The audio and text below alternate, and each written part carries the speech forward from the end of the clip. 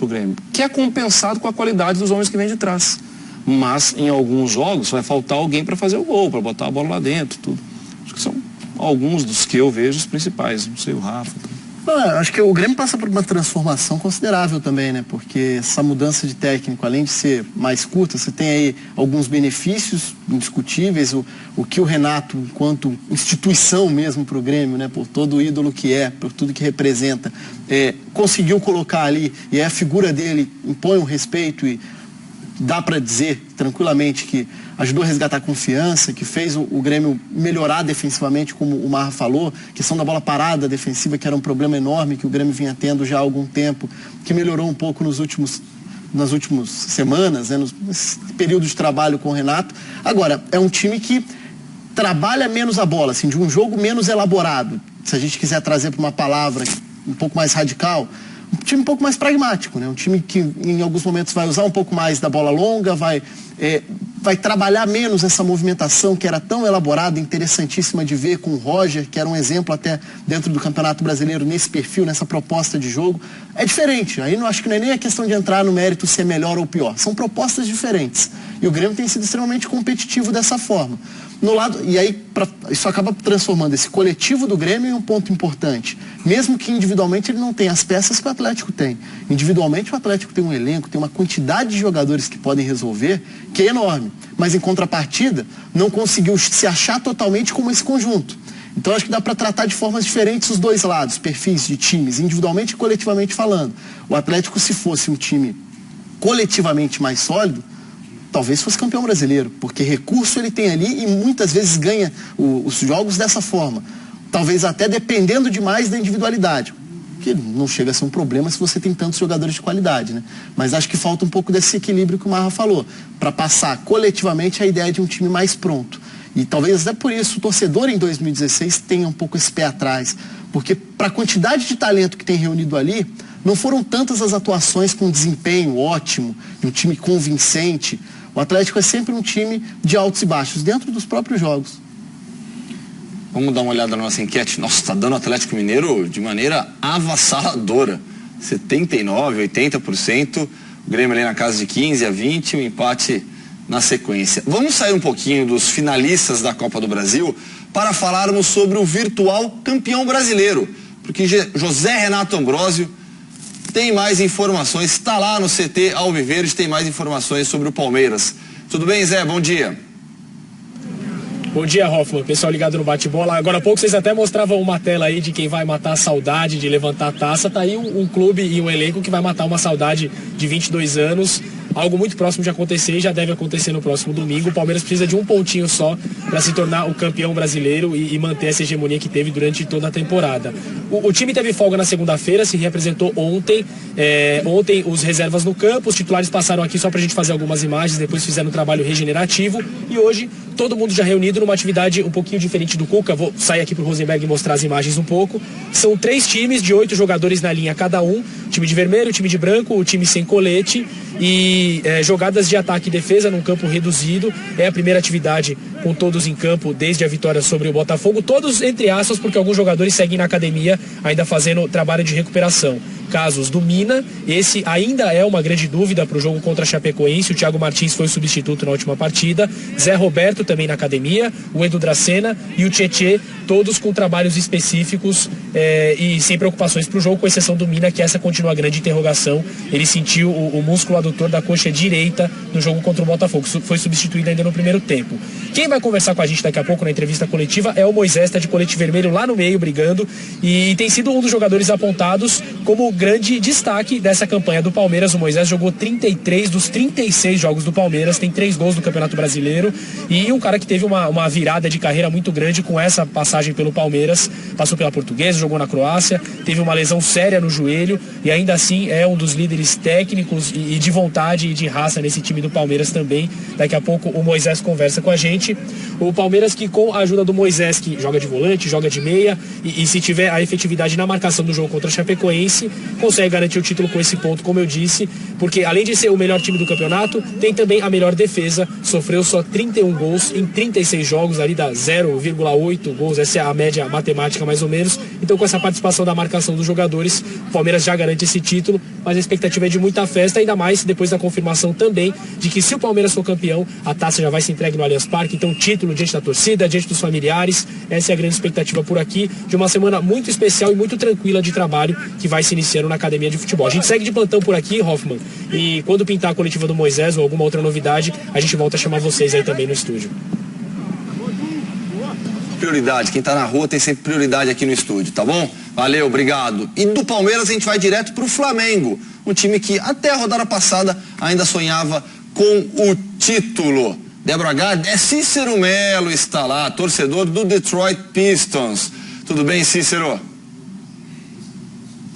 Tudo bem, bom dia a você, Hoffman, aos companheiros e ao fã de esporte. São 10h55 desta manhã aqui no Rio de Janeiro, tempo nublado. Nós estamos aqui no CT Ninho do Urubu, em Vargem Grande, né? Queremos mandar um abraço também pro Doriva, técnico que nós convivemos um pouco mais de perto quando ele foi treinador do Vasco da Gama aqui no Rio de Janeiro.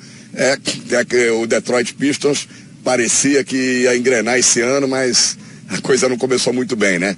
Já perdeu aí 2 jogos dentro de casa. Mas vamos ao que interessa, que é o Flamengo. O Flamengo tem 2 objetivos apenas, depois do empate contra o Coritiba no último jogo no Maracanã, que deixou o time sem possibilidades de brigar pelo título. O Flamengo tem o primeiro objetivo, vencer um jogo no Maracanã. Foram 3 jogos no estádio, com o Maracanã lotado, e 3 empates. 2-2 contra o Corinthians, 0-0 com o Botafogo, e esse 2-2 contra o Coritiba. E o segundo e principal objetivo é terminar o campeonato até a 3ª colocação, para garantir de vez uma vaga na fase de grupos da Libertadores da América no ano que vem. Flamengo, que está em 3º lugar com 67 pontos, e tem o Atlético Mineiro em 4º com 62. 2 empates garantem essa posição ao Flamengo contra a equipe do Santos, depois na última rodada lá em Curitiba contra o Atlético Paranaense. Ou uma vitória simples, vencer o Santos, independentemente do resultado da última rodada, o Flamengo já estará garantido na Libertadores da América, fase de grupos. Se isso não acontecer, se o Santos vencer,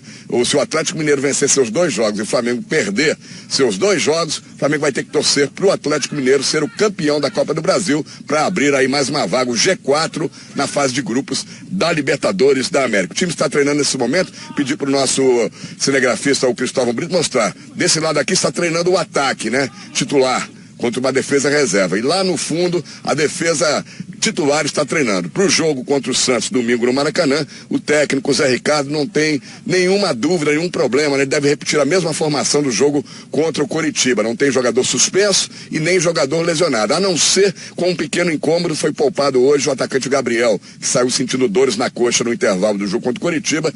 Ele pode-se dizer que é a única dúvida. Se ele puder jogar, o Flamengo vai estar completo para o jogo contra o Santos. Voltamos com você, Gustavo Hoffman. Valeu, Cícero, obrigado.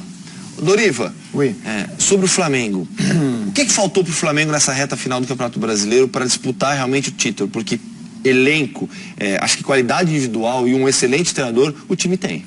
Sem dúvida, eu acho que o Zé Ricardo fez um grande trabalho, né? Iniciado pelo Muricy, mas depois dado sequência pelo Zé Ricardo praticamente o campeonato todo, né? Detalhes, né? Detalhes, deixou escapar ali vitórias que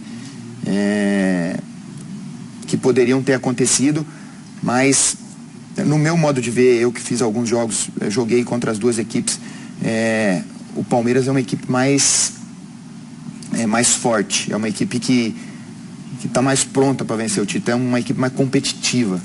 É difícil de ganhar jogo do Palmeiras. O Palmeiras é uma equipe que trabalha junto muito, é uma equipe muito forte, fisicamente e coletivamente. Acho que o coletivo do Palmeiras supera, inclusive, essa qualidade que o Flamengo tem. O Flamengo é um time mais técnico, tem nomes muito bons, mas a nível de time, de equipe, o Palmeiras é mais pronto. Só para aproveitar um ponto que o Doriva falou, já que falou sobre o Zé Ricardo. Não, então vai lá primeiro, depois então, rapidinho.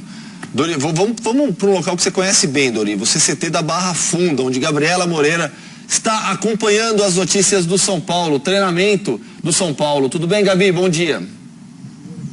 Bom dia, Gustavo Hoffmann, Doriva, todos que nos assistem. Eu falo realmente aqui do Centro de Treinamento do São Paulo. Os jogadores estão aqui atrás, terminando o treinamento técnico do Ricardo Gomes. A gente ainda não pode arriscar que time que vai a campo no final de semana contra o Atlético Mineiro. Ele testou várias formações aqui. O único jogador que de fato ali chamou a atenção por ter sido mantido o tempo todo como titular foi o Wellington, né? Ele que pode substituir, ao que parece vai substituir o Schmidt, que está suspenso. O Wellington jogou apenas 5 minutos no Campeonato Brasileiro, apenas 5 minutos, ele que depois se contundiu, ficou muito tempo sem jogar, mas passou hoje, no treinamento de hoje, o tempo todo com a função aí de titular nessa equipe. O Hudson chegou a entrar um pouco em campo, mas depois também foi colocado na reserva. Ontem foi o Hudson que falou com a gente, hoje a gente ainda não sabe quem é o jogador que vai ser trazido aqui para a coletiva de imprensa, mas a gente espera aí abordar um pouco sobre como é que está sendo essa temporada, né? A temporada do São Paulo que a gente pode já chamar de finalizada, praticamente. O time está em 13º no Campeonato Brasileiro, com 46 pontos, não escapou do rebaixamento, mas também não almeja mais grandes resultados nessa competição. Tem pela frente o Atlético Mineiro fora de casa, então um jogo difícil, porque obviamente que terminar aí com derrotas do Campeonato Brasileiro não é bom para o São Paulo, uma temporada que não foi muito satisfatória, não agradou a torcida, né? O Cueva também não participou do treinamento hoje. Ele está sofrendo uma indisposição gástrica, mas aparentemente não preocupa, não traz maiores preocupações aqui para o técnico Ricardo Gomes. Então, são essas as principais notícias aqui do Centro de Treinamento da Barra Funda. Muita especulação aí sobre quem vai ocupar o gol do São Paulo na próxima temporada, mas por enquanto apenas especulações. Denis está treinando aqui, enfim, e tem contrato até o final do ano que vem. A gente tem que esperar aí mais algumas semanas para desenrolar realmente qual vai ser o futuro do gol do São Paulo e também o futuro desse time, quem fica, quem sai, enfim, para a próxima temporada. Com você aí, Gustavo. Valeu, Gabi, obrigado. Rafa, pergunta que você vai fazer pro Doriva. Sim, até aproveitando que a gente falou rapidamente de Flamengo, Zé Ricardo, se a gente olha para o Botafogo, o Jair fazendo um grande trabalho.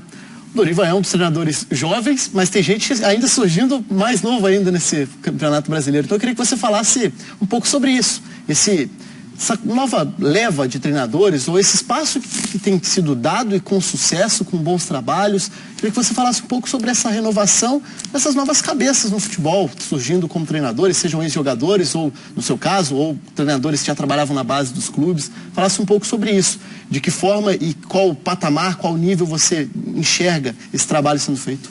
Olha, isso é importante, né? Uma renovação, como tem a renovação dos atletas, é preciso ter essa renovação dos treinadores. A gente sabe que é mais difícil para um treinador jovem, né? Que ele precisa de, às vezes, um tempo maior para demonstrar o trabalho dele, né? Diferentemente do que aconteceu comigo, no primeiro trabalho eu consegui encaixar o trabalho e ganhar um título e ganhei uma projeção, né? Geralmente o treinador que é auxiliar do clube, que ganha a oportunidade de trabalhar, às vezes a paciência com ele não é tão grande. Hoje, esse ano, felizmente, tanto no Flamengo como no Botafogo, acreditaram nos jovens, né, no Zé Ricardo e no Jair, e eles fizeram um trabalho brilhante, né? O Jair fez um segundo turno maravilhoso com o Botafogo, surpreendendo a todos, né? Eu acho que então eu acho que esse é o caminho. Realmente tem grandes treinadores jovens que precisam dar oportunidade, precisam dar sequência no trabalho para que esse trabalho venha a ser evidenciado.